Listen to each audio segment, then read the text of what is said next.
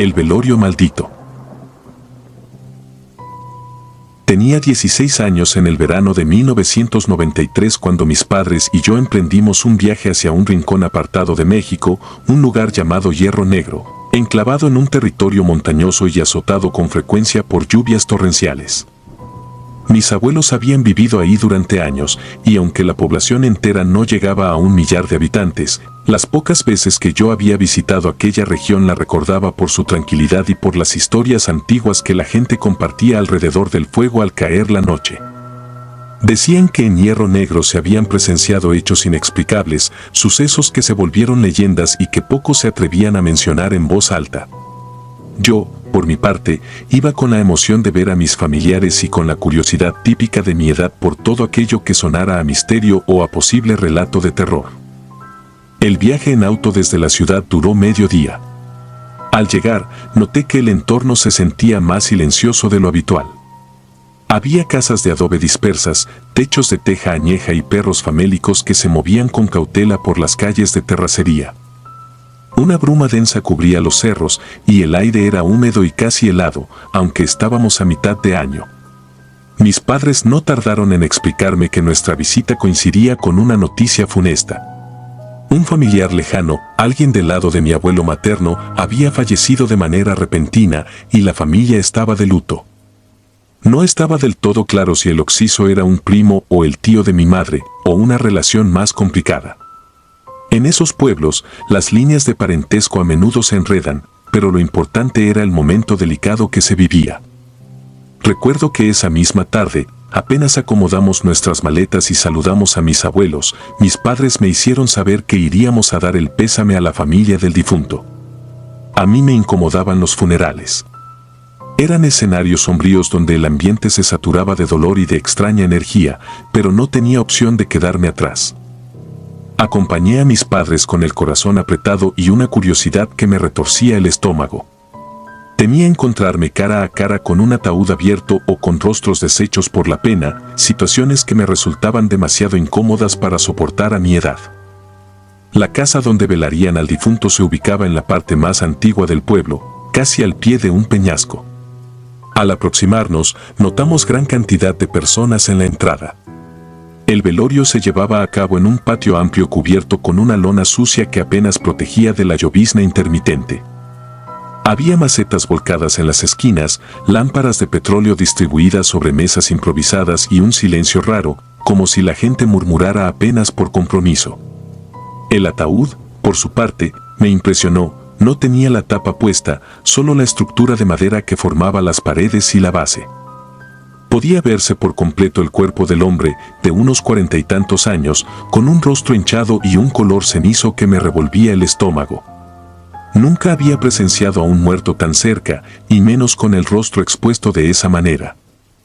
Los familiares se acercaban y salían, se quedaban de pie o se sentaban en sillas desvencijadas, lloraban o guardaban silencio dependiendo de la fuerza con la que les golpeaba la pena. Yo me mantenía cerca de mis padres, pero no dejaba de observar los detalles que hacían que todo se sintiera aún más perturbador. Había varias ramas clavadas en el suelo alrededor del ataúd.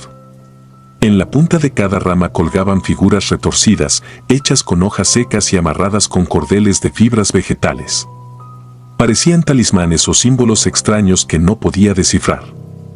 Algunas tenían forma de cruces torcidas, otras parecían vagamente humanas, con extremidades informes. Un escalofrío me recorrió el cuerpo al pensar que aquello era algún tipo de protección o ritual que yo desconocía. La tarde avanzó y las nubes grises descargaron más lluvia. De pronto, un trueno estremeció los cerros y lo siguiente que recuerdo es ver a la gente correr para resguardarse y tratar de meter las velas, las sillas y las flores al interior de la casa. El ataúd seguía en el patio, pero algunos hombres ya estaban organizándose para levantarlo y llevarlo dentro. El problema era que no había suficiente espacio en la sala principal y varios gritaban que había que mover muebles y despejar un rincón para acomodar el féretro. Fue en ese caos que escuché como un transformador eléctrico estallaba a la distancia, lo que causó que toda la cuadra quedara a oscuras. El único resplandor momentáneo provenía de los relámpagos que caían cerca y de las lámparas de petróleo que comenzaban a extinguirse con las ráfagas de viento. La penumbra se convirtió en un lienzo de sombras que se extendían por las paredes y el piso húmedo. Voces asustadas se mezclaban con el estruendo de la tormenta. En medio de este alboroto, oí un grito agudo de mujer. Fue un lamento tan desgarrador que sentí que la sangre se me helaba en las venas. Escuché pasos apresurados y el rumor de varias personas hablando al mismo tiempo, intentando discernir qué sucedía. De pronto, un silencio breve se hizo, como si todos contuvieran el aliento. Entonces, otra voz, la de un hombre, se alzó con desesperación para avisar que el cuerpo no estaba en el ataúd. Tuve la sensación de que el mundo se doblaba bajo mis pies. Hubo gritos que se duplicaron, como si la gente no pudiera creerlo. Alguien vociferaba que revisaran el suelo, que buscaran por todas partes, como si el cadáver pudiera haberse caído. Pero no había ni rastro de él, y la lluvia caía con fuerza incesante. Entre ese caos, me pareció escuchar el llanto de una niña, distante pero nítido, suplicando por algo que no pude entender. Desconcertado, busqué a mis padres con la mirada y los encontré consultándose entre ellos, claramente asustados. Sentí que me tomaban del brazo y me decían que nos fuéramos de ahí. Salimos corriendo a través del lodo y, en cuanto llegamos al auto, noté que más personas huían con nosotros. Mi madre intentaba calmar sus propios nervios, mi padre encendía el coche y murmuraba que teníamos que ir a la casa de mis abuelos, esperar a que cesara la tormenta y ver qué explicaban los tíos cuando todo se aclarara. El llanto de la niña retumbó de nuevo en mis oídos y me pareció escuchar que gritaba que su tío había salido corriendo, vivo, en la oscuridad. Aquello me sobrepasaba y me dejó una sensación de pánico difícil de poner en palabras. Esa noche en la casa de mis abuelos apenas pudimos dormir. El viento aullaba en las ventanas, la lluvia golpeaba las tejas y en cada trueno yo recordaba el rostro sin vida de aquel hombre. Pensar en un cadáver levantándose por su cuenta me resultaba absurdo, pero la angustia no me dejaba conciliar el sueño. Había experimentado miedo antes, pero nunca tan visceral, nunca tan anclado en la idea de que algo antinatural podía estar sucediendo. A la mañana siguiente, me levanté tarde, con los párpados hinchados y la cabeza dándome vueltas. Durante el desayuno, mi abuelo llegó con novedades. Decía que había un escándalo en la casa de una mujer que vivía a unas 6 casas de distancia del velorio. La gente se había conglomerado allá con expresiones de terror y enojo. Mi abuelo contaba que, según rumores, el cuerpo había aparecido en ese patio, sentado como si estuviera descansando en una de las sillas de jardín. Me quedé frío. Las palabras se me atragantaron en la garganta. ¿Cómo podía haber terminado el difunto en otro lugar, a unas calles de distancia? ¿Quién lo había puesto ahí? O peor aún, ¿cómo se había movido? A través de miradas furtivas, mi familia supo que el cadáver estaba en un estado de descomposición aún más avanzado de lo que se podría esperar, como si hubiera pasado no una noche, sino varios días a la intemperie.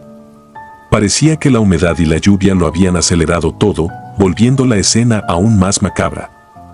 Nadie se atrevía a tocarlo sin permiso, pero exigían una explicación. Según algunas voces asustadas, la niña que lloró en el velorio decía haber visto con sus propios ojos cómo el difunto se levantaba en el preciso momento en que la luz se fue y que se marchó corriendo con un semblante rígido, inhumano. La familia no sabía qué pensar ni qué decir.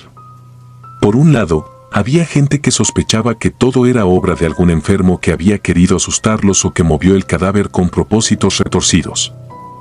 Por otro lado, estaban aquellos que apostaban por las creencias de la niña, convencidos de que algo sobrenatural había ocurrido, tal vez provocado por las ramas con figuras extrañas que rodeaban el cuerpo. Se rumoraba incluso que, antes de morir, el hombre se dedicaba a prácticas oscuras o que alguien le había realizado un trabajo de brujería que ahora causaba que su espíritu no encontrara reposo. En el comedor, el silencio era espeso. Mis padres estaban igual de atónitos, y yo no podía dejar de revivir la imagen de la tormenta, el ataúd vacío, la gente corriendo y gritando a oscuras. Mi abuelo recomendó no inmiscuirnos en eso, pues en Hierro Negro la gente solía mostrarse muy celosa de sus secretos y sus ritos. La familia del muerto, al parecer, estaba en disputa con otros vecinos por asuntos de tierras y herencias, y era mejor no ahondar en conflictos ajenos. Sin embargo, mi curiosidad me empujó a buscar explicaciones, aunque fuera entre susurros. Hablé con un primo un par de años mayor que yo, quien aseguraba haber visto esas mismas ramas y figuras en otros entierros peculiares de la región. Decía que se usaban para proteger a los vivos de posibles maldiciones que el difunto pudiera llevar consigo, o a veces para asegurarse de que el espíritu no saliera de su tumba, sobre todo si se sospechaba que la muerte había sido producto de la ira de algún santo o alguna fuerza desconocida. Según contaban las leyendas, era un ritual que se hacía muy en secreto y con gran recelo, pues si uno no seguía las instrucciones correctamente, terminaba invocando justo lo que deseaba evitar. Llegada la tarde, a pesar de que el cielo seguía encapotado, la noticia ya corría por todo el pueblo. Decían que la familia del muerto y algunos vecinos se unieron para trasladar de nuevo el cuerpo a la casa donde se había hecho el velorio. Lo metieron con cuidado, aunque la rigidez y el hedor casi lo hacían insoportable. Se comentaba que lo volverían a velar, esta vez con un rezo especial y con la bendición del párroco local, quien supuestamente estaba convencido de que algo maligno rondaba. Mientras tanto, mucha gente le daba la espalda al lugar. Temían toparse con ese cadáver que parecía no querer encontrar la paz. Mis padres consideraron que lo mejor era que nos quedáramos en casa de mis abuelos hasta que la situación se calmara. Sin embargo, esa noche fue igual o más terrible que la anterior. La tormenta amainó, pero el viento seguía ululando entre los viejos pasillos de la casa. Yo me giraba en la cama sin poder dormir, imaginando que en cualquier momento oiría pasos afuera, o vería una figura tambaleante cruzando el patio. Me pareció incluso oír gemidos lejanos, pero no tenía valor para asomarme por la ventana. Me quedé helado bajo las cobijas, rogando porque el alba llegara pronto. Al amanecer, el panorama se veía más claro, pero la atmósfera en hierro negro seguía pesada. Se rumoró que, durante la madrugada, alguien escuchó golpes en la puerta de la casa donde reintrodujeron el cadáver, como si algo desde dentro raspara la madera.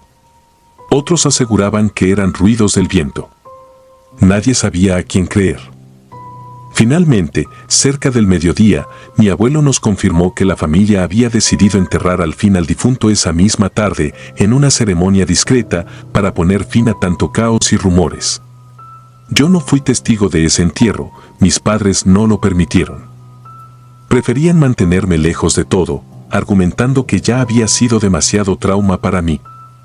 Nos quedamos un par de días más en Hierro Negro, intentando no tocar el tema. Sin embargo, las miradas tensas de los vecinos y sus cuchicheos dejaban en claro que el asunto estaba lejos de resolverse en sus mentes. La niña que afirmaba haber visto a su tío levantarse se convirtió en un foco de atención. La gente la evitaba o le preguntaba detalles morbosamente. Mi familia optó por marcharse tan pronto como consideraron que ya habíamos cumplido con la visita a mis abuelos. Partimos de regreso con una sensación de alivio, pero también con un nudo de inquietud en el estómago. Esa última noche soñé con ramas secas y cordeles bailando alrededor de un ataúd vacío, y desperté empapado en sudor sin comprender del todo lo que habíamos vivido. Con los años, cada vez que alguien menciona historias sobre difuntos que aparecen en otros sitios o sobre velorios donde suceden fenómenos inexplicables, mi mente vuelve a aquel patio mal iluminado. Vuelvo a oír los gritos ahogados de la gente y el llanto de la niña que afirmaba que su tío se había marchado corriendo. Se me eriza la piel al recordar la atmósfera opresiva, el trueno retumbando en las montañas y ese momento escalofriante en que comprendimos que el cadáver había desaparecido. Nunca supe con certeza qué sucedió aquella noche. Tal vez fue un retorcido engaño, un acto macabro de alguien que quiso causar pavor. O quizás hubo algo más siniestro en juego, algo que escapa a mi entendimiento. Todo lo que sé es que, desde entonces, al anochecer, suelo imaginar esa figura mojada y rígida deambulando por las veredas oscuras de Hierro Negro, con la mirada perdida y un último susurro detenido en sus labios inertes. No sé si fue el miedo, la superstición o un hecho real, pero aquel velorio marcó para siempre mis noches, mis pensamientos y mi forma de entender que hay cosas en este mundo que pueden suceder sin explicación aparente, obligándonos a sentir un horror primitivo que no logra disiparse con la luz del día. Nunca duermen. Hace 8 años trabajé en un velatorio ubicado en la periferia de Tijuana, muy cerca de un barrio conflictivo que por las noches se volvía un laberinto de sombras. Acepté ese empleo sin pensarlo mucho, necesitaba el dinero para sobrevivir y no tenía grandes opciones. Lo que no imaginaba era que cada rincón de ese lugar, con sus paredes de color pálido y largos pasillos sin luz, se convertiría en un escenario de sucesos que me robarían el sueño durante meses. Yo era el encargado de la recepción al caer la tarde y me retiraba cuando ya todo estaba en silencio, o al menos, cuando creía que lo estaba. Desde el primer día que entré percibí un olor penetrante a flores marchitas y desinfectante. Era un olor habitual para muchos, pero a mí me provocaba escalofríos. El ambiente del velatorio se sentía cargado de tristeza y secretos que nadie se atrevía a contar. Las familias acudían con rostros serios y miradas furtivas. Algunas portaban ropa de diseñador, joyas costosas y modales reservados, un contraste extraño con la forma en que solían llegar otros dolientes, más humildes pero igual de rotos por la pérdida. Casi podía distinguir el tipo de difunto por la clase de arreglos florales que traían o por el número de personas que asistía a despedirlo. Sin embargo, en esa zona común era toparse con gente que prefería no llamar la atención, familias relacionadas con actos violentos que parecían temer ser vistos. El establecimiento contaba con varias salas de velación, un pequeño altar y una recepción que daba acceso a un pasillo largo, donde el aire tenía un peso extraño. Yo me quedaba en un escritorio improvisado con un foco incandescente que parpadeaba cuando bajaba la tensión eléctrica. Muchas veces observaba cómo, al fondo de ese pasillo, alguien encendía una luz tenue durante los servicios para custodiar al difunto hasta la madrugada. Pero la realidad era que muy pocos se atrevían a permanecer allí entrada la noche. El temor a que algo ocurriera los hacía huir apenas caía la medianoche. Mis labores consistían en anotar los datos de los visitantes, recibir los pagos finales y asegurarme de que todo quedara en orden antes de cerrar. A medida que pasaban los días, el guardia nocturno y yo comenzamos a entendernos sin necesidad de hablar mucho. Él siempre llevaba una mochila raída donde guardaba un termo con café y un arma que nunca mostraba en público. Tenía una mirada cansada pero firme, como si hubiera presenciado horrores en cada rincón de la ciudad. Algunas noches, cuando todo se sentía demasiado callado, él me ofrecía un poco de café para calmar mis nervios. Era un gesto amable que chocaba con el aura de peligro que lo rodeaba. Recuerdo una noche en especial, cuando había terminado el último velorio más temprano de lo habitual. Una familia muy cerrada, compuesta por personas que llegaban en automóviles lujosos pero con cristales oscuros, se retiró sin dejar rastro, como si estuvieran huyendo de algo o alguien. Me quedé solo en la recepción, ordenando papeles, revisando que todo estuviera en regla.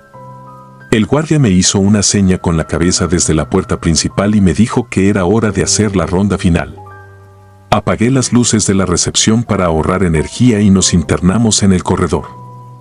Al pasar por las salas de velación, sentí un eco distante de murmullos, como si personas invisibles intercambiaran sus últimas despedidas. Mi piel se erizó. Había aprendido a ignorar ciertos ruidos.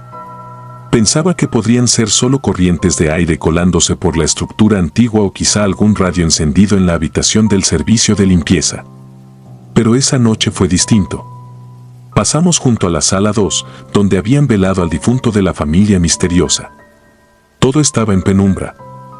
De pronto, se escuchó un estruendo. Sonaba como si muchas personas corrieran de un extremo a otro, con pasos apresurados y confusos. La resonancia llenó el pasillo, un estrépito que subía y bajaba como oleadas de pánico. Casi podía imaginar a una multitud escapando, empujándose entre sí, abriéndose paso en medio de la oscuridad. El guardia se detuvo en seco y yo sentí una punzada de terror que me dejó sin aliento. Quise acercarme a comprobar qué pasaba, pero el guardia me puso una mano en el hombro y me miró.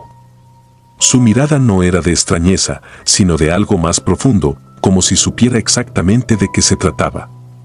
Me ofreció un sorbo de café que llevaba en un vaso desechable y me susurró que no me asustara. Dijo que esas cosas sucedían, que tarde o temprano me acostumbraría a esos sonidos. Sus palabras, lejos de tranquilizarme, me arrojaron a un abismo de confusión. ¿Cómo acostumbrarse a algo así, Me preguntaba, mientras las pisadas continuaban resonando al fondo, sin que pudiéramos ver a nadie físicamente. Era como si una escena de terror estuviera desarrollándose ante nosotros, pero sin actores visibles. El guardia entonces tomó su mochila y me dijo que nos fuéramos, que el lugar ya estaba limpio y que no había nadie vivo adentro. Esa frase me retumbó en los oídos. Se acercó a la salida, cerró con llave mientras escuchábamos el último eco de los pasos al otro lado de la puerta. Esa noche regresé a mi departamento con un nudo en la garganta. Intenté dormir, pero cada vez que cerraba los ojos recordaba el sonido de toda esa gente corriendo. Era como si fueran perseguidos por algo desconocido, algo que no distinguía entre culpables e inocentes. Con el pasar de las semanas, comencé a percibir otras cosas, susurros en las paredes cuando estaba revisando las sillas de las salas, sombras que parecían moverse por el rabillo del ojo, una bruma helada que avanzaba sin motivo por los pasillos cuando la temperatura exterior no era tan baja. Una noche, el servicio de velación se canceló de improviso, supuestamente por amenazas que había recibido la familia del difunto. Me tocó estar en el edificio sin dolientes durante varias horas, revisando que las instalaciones quedaran presentables para el día siguiente.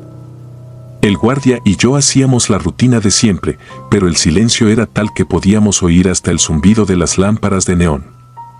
De pronto, percibí un llanto lejano, algo tan suave que por un instante pensé que era mi imaginación. Caminé por la sala principal, avancé hacia la zona de refrigeración, pero no encontré a nadie. Sin embargo, el llanto continuaba, intermitente y ahogado, como si proviniera de un rincón oscuro. El guardia, al notar mi inquietud, me dijo que no fuera a buscar el origen de aquello, que esas cosas no se enfrentan con una linterna. Me quedé inmóvil, intentando no mostrar miedo, aunque por dentro sentía que el corazón iba a salirse de mi pecho. Las historias que se contaban en el velatorio eran atroces. Se decía que, años atrás, la capilla principal había sido escenario de un enfrentamiento a balazos entre miembros de distintos grupos, todo porque uno de ellos quiso despedirse de un rival asesinado, burlándose del difunto. Otros aseguraban que cada vez que alguien con demasiados enemigos era velado allí, tarde o temprano aparecían hombres armados para amedrentar a la familia. El personal del lugar prefería actuar con discreción, solo cumplíamos con nuestro trabajo y rezábamos por salir ilesos. Lo peor eran los comentarios de los vecinos, quienes afirmaban que, de un tiempo a la fecha, los difuntos más violentos no descansaban y seguían merodeando las salas. El guardia, quizá por ver mi expresión de terror cada vez más frecuente, un día me contó que no todos los pasos que oíamos pertenecían a personas de este mundo. Dijo que a veces, cuando la muerte era tan violenta que arrancaba vidas en medio de un sufrimiento extremo, ese dolor quedaba atrapado en las paredes. Sostuvo que las almas no siempre entienden que ya no tienen un cuerpo, y por eso continúan corriendo, sin saber que ya no pueden escapar de su propio final. Sus palabras me acompañaron en más de una noche de insomnio. Me preguntaba cómo alguien podía vivir acostumbrado a algo tan oscuro. Pero allí seguía yo, sin otra opción, atado a un salario escaso y una necesidad de aguantar. Durante mi 6º mes en ese empleo, viví uno de los episodios más aterradores. Habían velado a un hombre joven que, según rumores, pertenecía a un grupo peligroso. Su familia se quedó hasta tarde, pero se fue con prisa. Eran cerca de las 11 cuando concluí todos los registros y acompañé al guardia a cerrar las salas. Al pasar por la capilla principal, sentí un aire denso. Un candelabro oxidado colgaba del techo, y cada uno de los bancos estaba impecablemente alineado. Un murmullo interrumpió el silencio, como si varias voces pidieran ayuda al unísono. El guardia se acercó a mí y con un ademán me sugirió que no me acercara más. Intenté mantener la compostura, pero en la penumbra alcancé a ver algo moverse entre los bancos, una figura sin rostro que se arrastraba con desesperación. Fue solo un segundo, pero bastó para helarme la sangre. Dejamos el lugar, cerramos con llave y salimos al estacionamiento. Mientras el guardia aseguraba la entrada, yo no podía dejar de temblar. Le pregunté en voz muy baja qué creía que era esa silueta, y él simplemente respondió que hay cosas que uno no quiere llegar a entender, que era mejor no indagar para no abrir puertas más grandes que el miedo. Esa fue la última noche que dormí en paz. Desde entonces, las imágenes se repetían cada vez que cerraba los ojos. Sombras corriendo, susurros, llantos apagados, figuras que se movían en la penumbra de las bancas como si todavía tuvieran cuentas pendientes con la vida. 3 meses después me llegó la oportunidad de mudarme a Guanajuato para trabajar con unos familiares, y no lo dudé un segundo. Presenté mi renuncia y salí de aquella funeraria sin mirar atrás. El día de mi despedida, el guardia me acompañó hasta la salida. Me deseó suerte y me dio unas palmadas en la espalda. Me dijo en voz suave que esperaba no volver a verme, porque la gente que sale de allí es mejor que no regrese jamás. Le agradecí y me alejé con el corazón agitado, sintiendo que dejaba atrás un lugar que, más allá de la muerte, guardaba secretos imposibles de asimilar. Al llegar a mi nuevo destino, tardé semanas en dejar de sentir que alguien me observaba a la distancia. Las primeras noches me despertaba sudando frío, con la certeza de que oía pasos en mi sala o respiraciones en mi oído cuando me sumía en el sueño. Me ponía en pie para encender la luz y no encontraba nada, solo el eco de mi propia paranoia. Algunas veces me preguntaba si esas presencias me habían seguido, si acaso habían logrado salir conmigo del velatorio. Sin embargo, con el paso del tiempo, fui recuperando un poco la calma. Hoy, cuando cierro los ojos, sigo recordando todo lo que viví en esos corredores, en esas salas inundadas por la tristeza de tantos velorios malogrados. Pienso en el sonido de pasos que no correspondía a ningún cuerpo vivo. Pienso en las sombras que corrían sin saber a dónde escapar. Evito hablar de ello porque muchos no lo creen o se ríen diciendo que son alucinaciones del cansancio. Pero yo sé lo que oí, lo que vi y lo que aún persiste en la penumbra de mi memoria. Esas almas llenas de rabia y dolor se quedaron allí, atrapadas en un laberinto construido con llantos y despedidas abruptas. Ahora entiendo por qué el guardia decía que lo verdaderamente peligroso no es verlos, sino no verlos a tiempo y tropezar con sus historias inconclusas. Desde que me alejé, no he vuelto a pisar un velatorio por las noches. Prefiero guardar cierta distancia con la muerte y sus rituales sombríos. Aún así, cada vez que escucho un paso en la oscuridad de mi casa o un susurro cuando creo estar solo, me viene a la mente aquel lugar con olor a flores mustias. Me pregunto cuántos siguen escuchando correr a los invisibles, cuántos guardias todavía reciben a desconocidos con cafés tibios y miradas vacías. Lo cierto es que hay sitios que jamás se vacían por completo, especialmente aquellos en los que la violencia deja cicatrices imborrables. Tal vez, en algún rincón de ese velatorio, esas sombras continúen buscando una salida que nunca encontrarán, corriendo en la oscuridad, atrapadas en un eterno y escalofriante intento de huida. Sombras en el altar. Soy José Maldonado, y durante más de 3 décadas he sido el encargado de una funeraria en un remoto poblado de Zacatecas llamado San Romualdo. Mi padre, en paz descanse, me enseñó todos los detalles de este oficio. Su filosofía siempre fue tratar a los difuntos con el mismo cuidado que a un familiar querido. Bajo la techumbre de mi viejo establecimiento, de muros desgastados por la humedad, he sido testigo de incontables velorios, cada uno con su propio matiz de dolor y esperanza. Sin embargo, ninguno me sacudió tanto como el que ocurrió en el año de 1979. Hasta hoy, cada que lo recuerdo, no puedo evitar que un escalofrío me recorra la columna. Todo empezó en la tarde de un jueves de octubre, un día gris y frío que ya presagiaba algo inusual. Recibí la llamada de la familia Aguirre, necesitaban mis servicios para velar a un niño de apenas 4 años. Su nombre era Miguelito y una extraña enfermedad lo había tomado por sorpresa. Su madre, doña Clara, me contó con voz quebrada que su pequeño se había ido sin apenas dar aviso. Una fiebre que no cedía, un par de convulsiones y de pronto Miguelito había exhalado su último aliento. No hubo forma de salvarlo. En mi pueblo, las tradiciones para los velorios de los niños son particularmente sagradas. Se les llama angelitos porque se cree que, al no haber pecado, su alma sube directa al cielo. Por ello, la familia acostumbra vestirlos de blanco, adornarles un pequeño altar con flores y rezar en voz baja, sin permitir llanto excesivo durante el ritual nocturno. Dicen que el llanto puede ahogar las alas de esos angelitos que parten. Todo esto, según la creencia, debe hacerse con mucha atención. Cualquier desviación de la costumbre puede traer mala suerte o perturbar el alma inocente del niño. Esa misma noche, preparé el cuerpo de Miguelito en la sala principal de la funeraria. La caja era pequeña, tan frágil que parecía casi un juguete.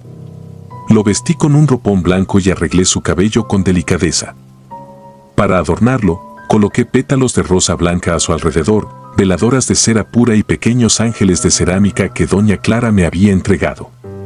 Incluso me encargué de poner un paño de encaje bordado con hilos de oro que alguien de la familia había traído desde la capital.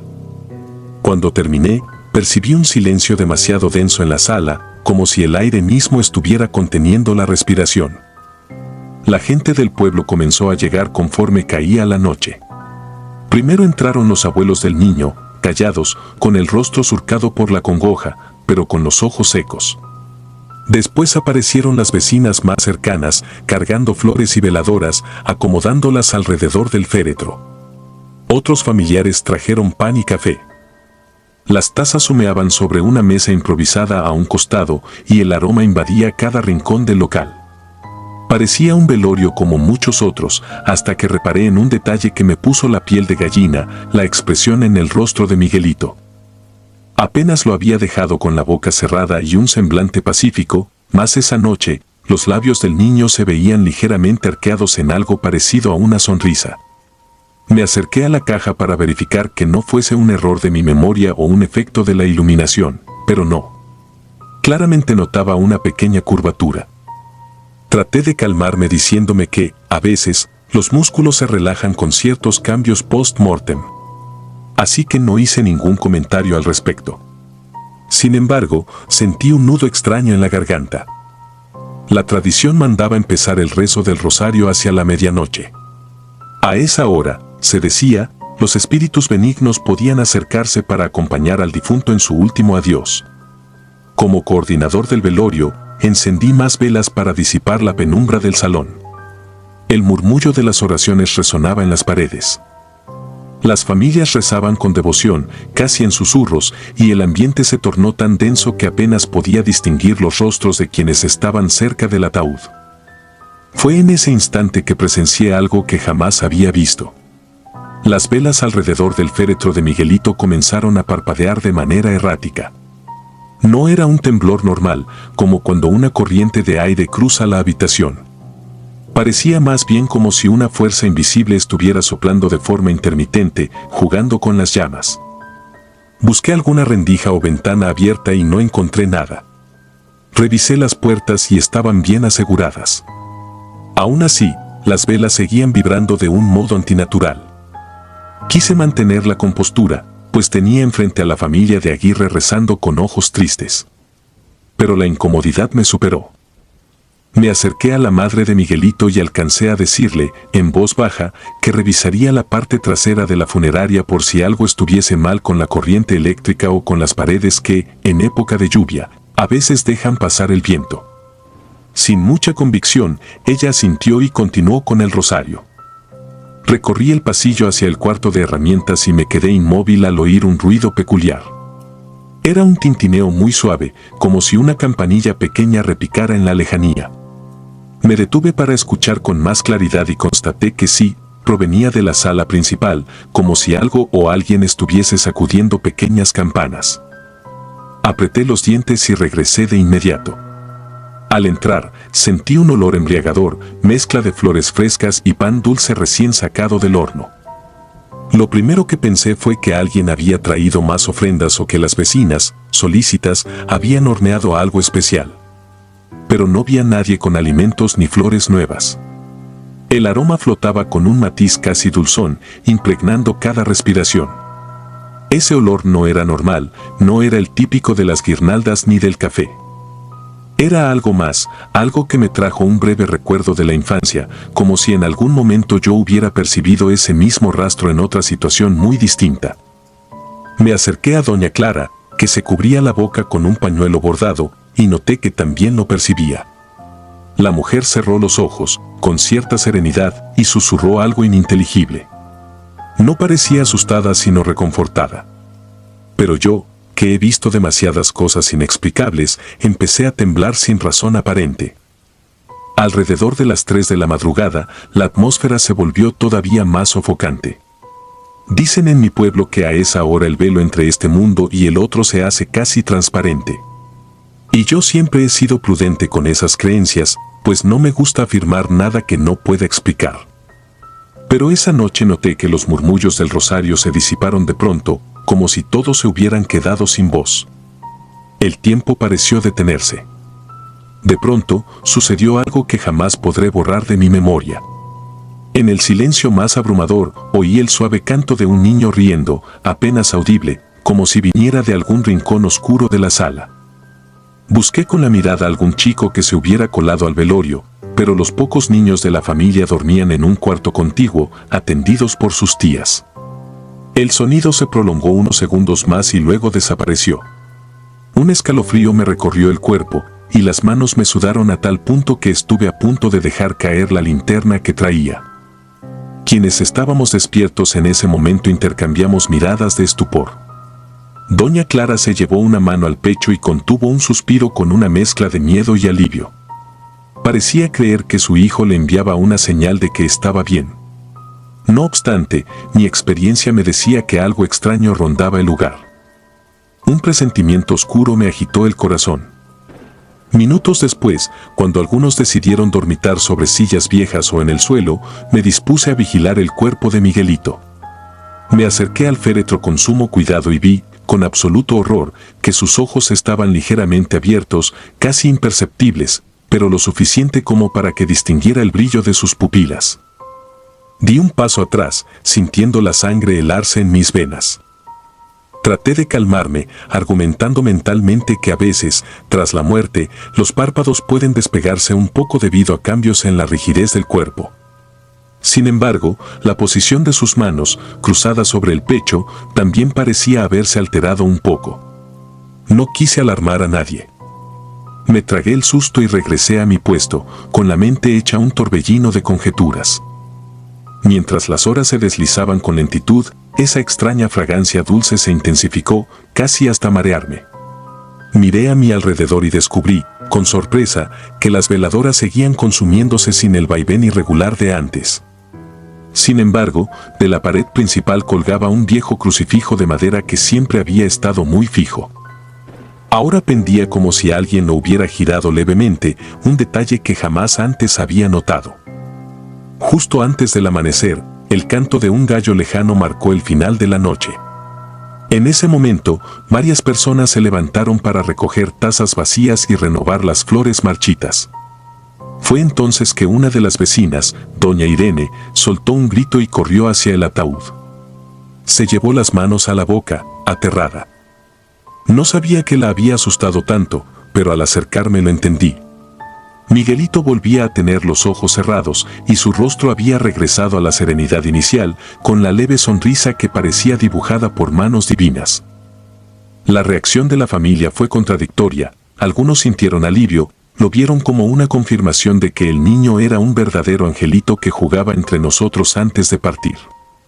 Otros, más supersticiosos, creyeron que el espíritu de Miguelito rondaba la funeraria, quizá intentando resolver algo inacabado. Yo, en cambio, me quedé con un sentimiento ambiguo. Estaba agradecido de que no hubiera ocurrido ninguna desgracia mayor, pero me sentía profundamente inquieto.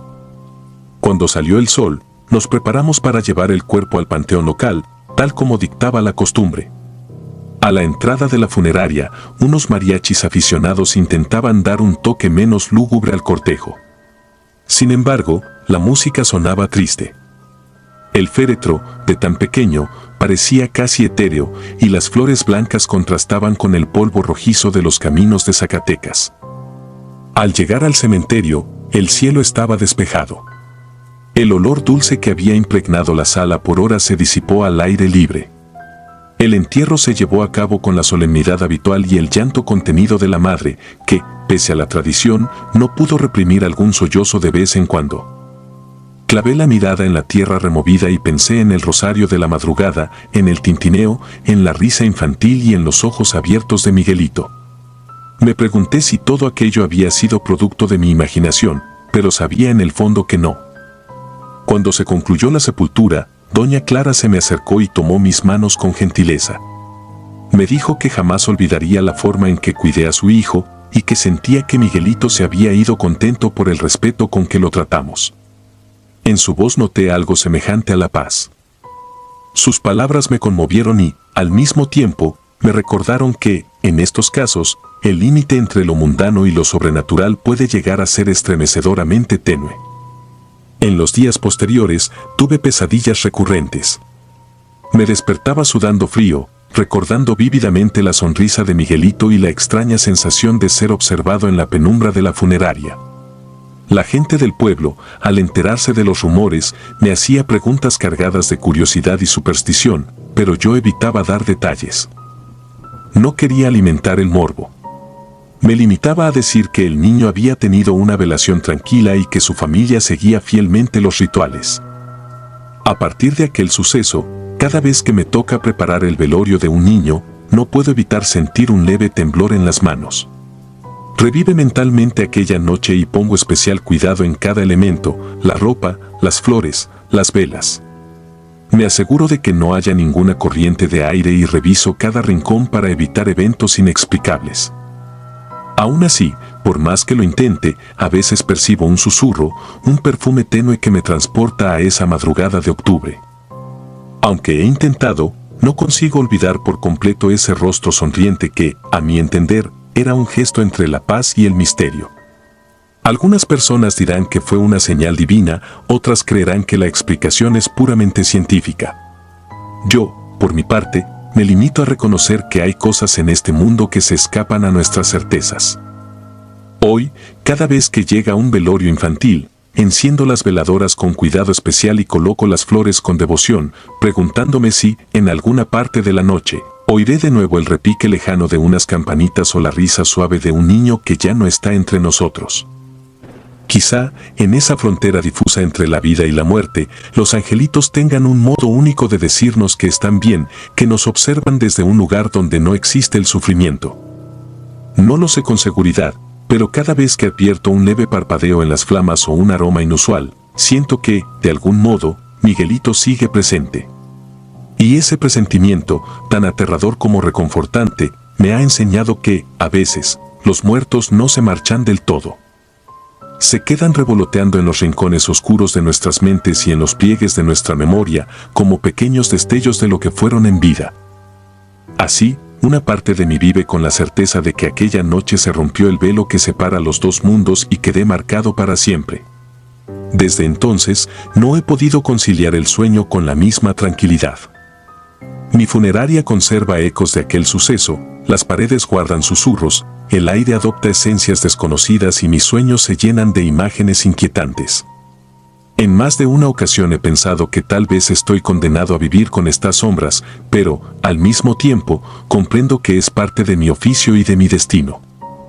No importa cuántos años pasen, el recuerdo de Miguelito permanecerá entre los rincones de San Romualdo.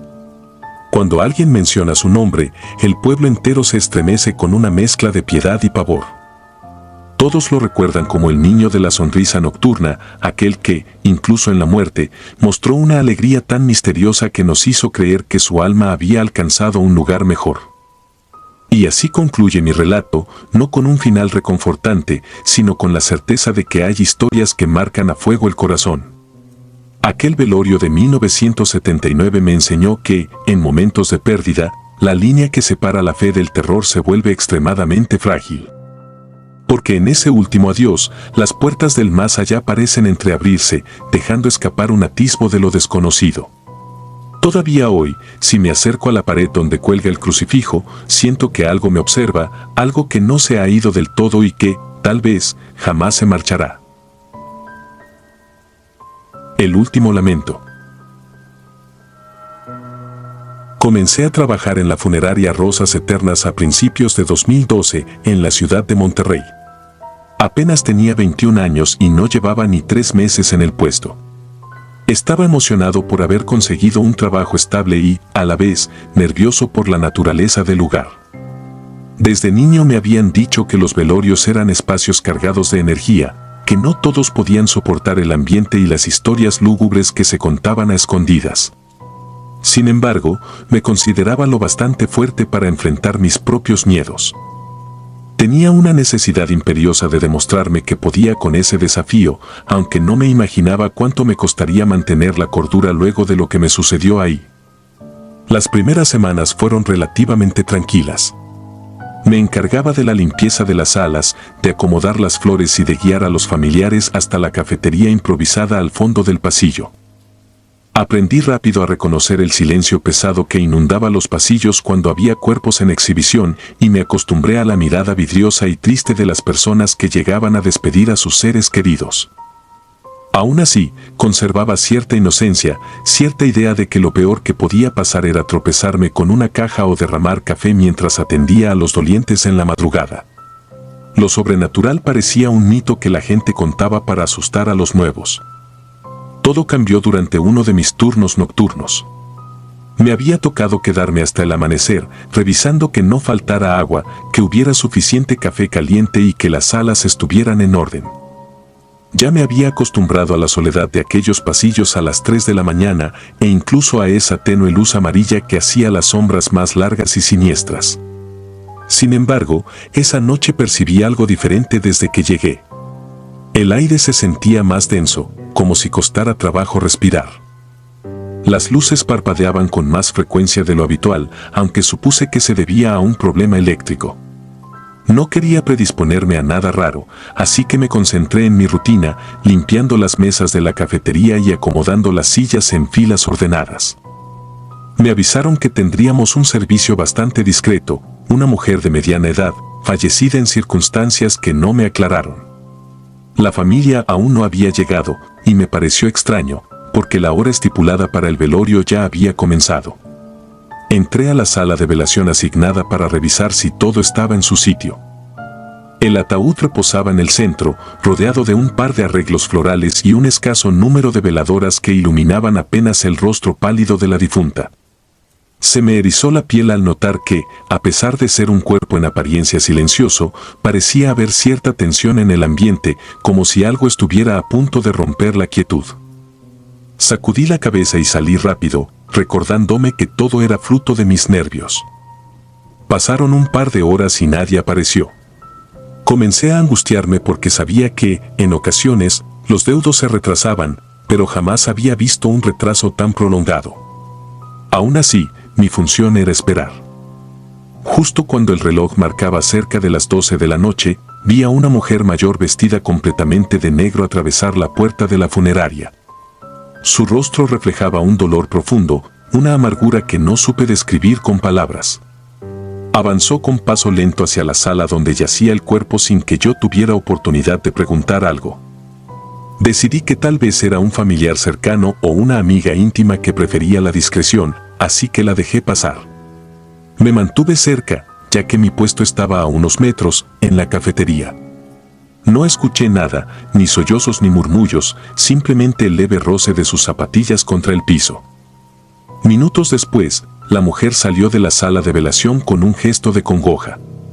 Se me acercó y, en voz baja, me dijo que era el funeral más triste que había presenciado, no por la difunta en sí, sino por la falta total de familia o acompañantes que honraran su memoria. Me sentí extraño conversando con ella, porque su mirada era penetrante, casi hipnótica, y transmitía una calma misteriosa. Traté de no mostrar mi incomodidad y asentí, añadiendo que no había visto a nadie más llegar. Ella soltó un suspiro y se marchó sin dar más explicaciones. Me quedé solo, con la imagen de la mujer de negro dando vueltas en mi cabeza. El silencio regresó a la sala y tuve la impresión de que el ambiente se había vuelto todavía más pesado. Recuerdo que me temblaban las manos cuando alcé la vista hacia la puerta cerrada de la sala de velación. Estaba seguro de que, en cualquier momento, escucharíamos el murmullo de más personas llegando para despedir a la difunta, pero no ocurrió. Por un instante pensé que quizá habría un error en la agenda o que los familiares habían decidido retrasar la ceremonia por motivos desconocidos. Eran cerca de las 2 de la madrugada cuando escuché algo que me hizo dar un brinco, golpes sordos en el interior de la sala. Me incorporé de inmediato y caminé con cautela hasta la puerta. Al abrir, lo único que encontré fue el ataúd en medio de la penumbra, la misma decoración floral y la misma quietud sofocante.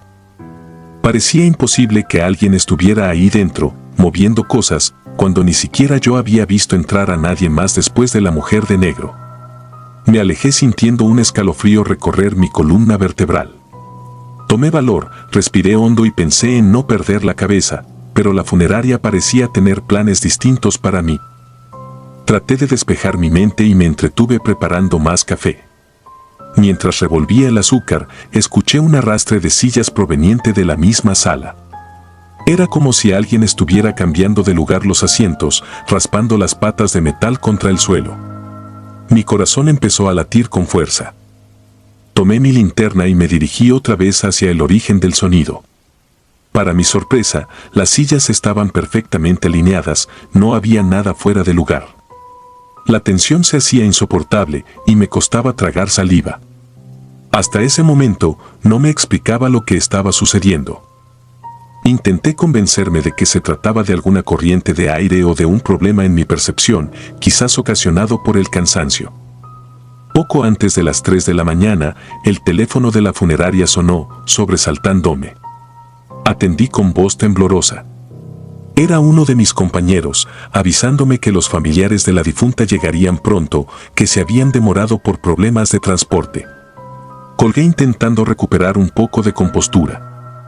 Me sentí algo aliviado al saber que habría más gente, porque la soledad y los ruidos inexplicables estaban quebrantando mi serenidad.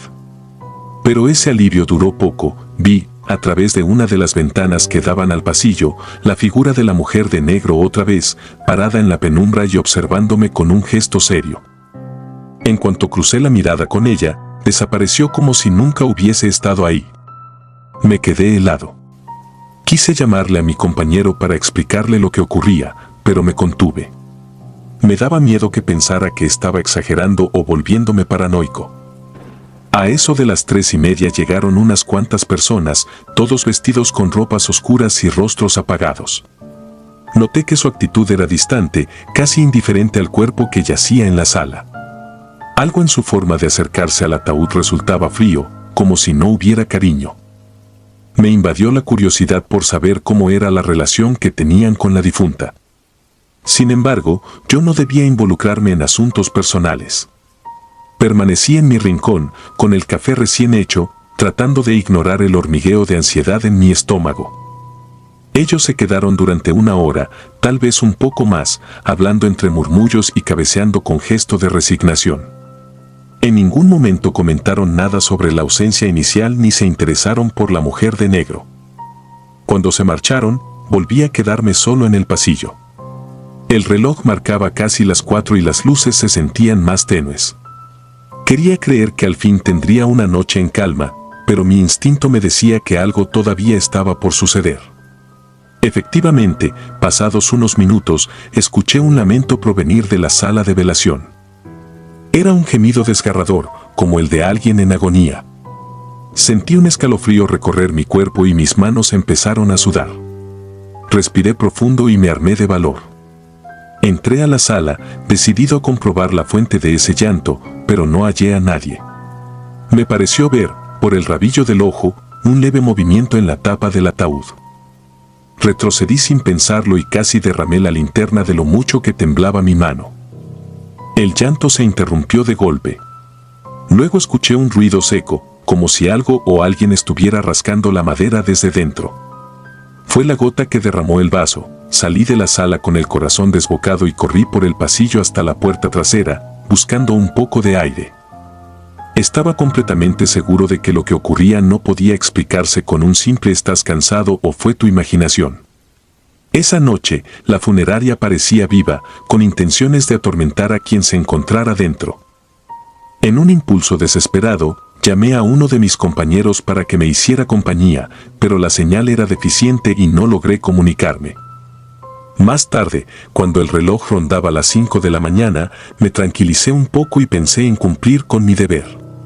Decidí regresar a la cafetería y mantenerme alerta. De pronto, sentí como si alguien pasara detrás de mí, un roce helado que me erizó el vello de la nuca. Volteé y vi, entre las sombras, la figura de la mujer de negro. Esta vez no tenía la misma expresión de tristeza, sino un gesto tan severo que me dio la impresión de que estaba molesta. Antes de que pudiera reaccionar, ella giró y se perdió tras la puerta que daba al elevador de servicio, aquel que se usaba para trasladar ataúdes a distintos niveles del edificio. Sentí una curiosidad y un terror incontenibles. Decidí seguirla, aunque cada paso que daba me costaba un esfuerzo descomunal. Al entrar al pequeño vestíbulo donde estaba el elevador, me pareció ver cómo las puertas se cerraban y una mano con apariencia huesuda se asomaba por apenas un instante, clavándome la mirada con unos dedos descarnados. Mi corazón dio un vuelco tan fuerte que por poco me desmayo. Grité, pero mi voz se ahogó en el vacío. Me quedé paralizado. Cuando el elevador finalmente bajó a otra planta y las puertas se abrieron en automático, corrí hacia él con la esperanza de encontrar alguna explicación a esa visión macabra. Pero al asomarme, no vi ni rastro de la mujer. Aún así, el ambiente estaba cargado de un olor rancio y una energía inquietante. Cuando, al fin, mis compañeros llegaron al amanecer para relevarme, les conté lo sucedido con un nudo en la garganta. Algunos me creyeron, o al menos fingieron hacerlo, mientras que otros me dijeron que probablemente estaba cansado y había imaginado cosas. Sin embargo, la mayor sorpresa llegó al revisar el registro del difunto y los visitantes. Resultó que la mujer a quien habíamos velado se llamaba Lucía Espinosa, y su descripción física coincidía extrañamente con la de la supuesta invitada que vestía de negro. Uno de los familiares explicó, en tono distante, que Lucía era mayor de lo que parecía y siempre llevaba lutos anticipados porque creía en rituales antiguos. Estaba enferma y muy sola, algo que concordaba con el hecho de que apenas habían asistido unos cuantos deudos. Pero cuando consulté el acta de defunción, quedé helado al leer la fecha de su muerte. Había sido varios días antes de esa noche, lo cual hacía imposible que su propio espíritu hubiera estado ahí, a menos que todo aquello fuera real. La revelación me dejó paralizado. Entendí entonces que la mujer de negro con la que había conversado y que se había quejado de la ausencia de familiares era la mismísima difunta que yacía en el ataúd. De pronto, las piezas del rompecabezas encajaron, la soledad de la sala, los golpes misteriosos, el llanto y la presencia que se esfumaba por los pasillos. Aquello me produjo un temor tan profundo que me sacudió por completo. Comprendí que en el mundo de los velorios hay mucho más que historias tristes, hay presencias que reclaman compañía y energías que se aferran a las últimas horas de su paso por esta existencia. Durante días no pude dormir bien, recordando la forma en que la mano esquelética se asomó en el elevador y la mirada que me dirigió. Sentía que, en cualquier momento, volvería a verla rondando la funeraria, reclamando la atención que no encontró en vida ni en su último adiós. Esa experiencia me marcó para siempre, haciéndome cuestionar la tenue frontera entre la realidad y lo que llamamos lo sobrenatural. El trabajo no volvió a ser el mismo, cada pasillo, cada sala en penumbras y cada ruido extraño desataban en mí un escalofrío. Aún así, me forcé a continuar, convencido de que era mi responsabilidad y de que, de algún modo, estaba ayudando a las almas a transitar ese tramo final. Han pasado varios años desde aquella noche, pero aún cierro los ojos y me veo ahí, en el pasillo frío, sosteniendo una linterna que apenas ilumina unos metros delante de mí. Todavía siento la opresión en el pecho y el hueco en el estómago al escuchar esos golpes sordos o ese llanto ahogado que venía de la sala. A veces, en mis pesadillas, revive el instante en que la mujer de negro me hablaba con voz calmada sobre la tristeza del funeral. Me despierto empapado en sudor, preguntándome cuántas historias como la mía se repiten en cada rincón de ese lugar, donde la vida y la muerte coexisten en un lúgubre silencio. Nunca olvidaré las palabras con las que me despidió mi jefe al enterarse de mi historia. En este oficio, a veces se velan más que cuerpos. Y no pude estar más de acuerdo. Lo que vi y sentí esa noche es tan real para mí como la sensación de mi propia respiración. Me cambió la perspectiva sobre todo lo que creía saber, y comprendí que, en una funeraria, cada silencio puede esconder un lamento, cada rincón puede albergar un susurro de alguien que se niega a partir. Por ello, cada vez que entro a una sala vacía, rezo en voz baja y enciendo una vela extra, con la esperanza de que, si algún espíritu aún vaga, encuentre un poco de luz en la oscuridad y no necesite alzar su voz para ser escuchado. Esa fue la noche que destrozó mi inocencia y me reveló lo que se oculta tras las cortinas de un velorio en México. Un último lamento que no se detuvo con la muerte.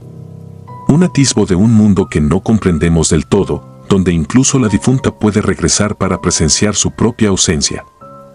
Algo imposible de olvidar, porque aún, en mis peores pesadillas, siento que esa mano esquelética se estira desde la penumbra para recordarme que hay secretos que jamás deben ser revelados.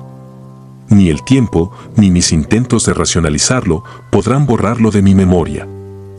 Aquella noche en Rosas Eternas me enseñó que el verdadero horror no siempre está en la muerte, sino en lo que insiste en quedarse entre nosotros cuando la vida se ha extinguido.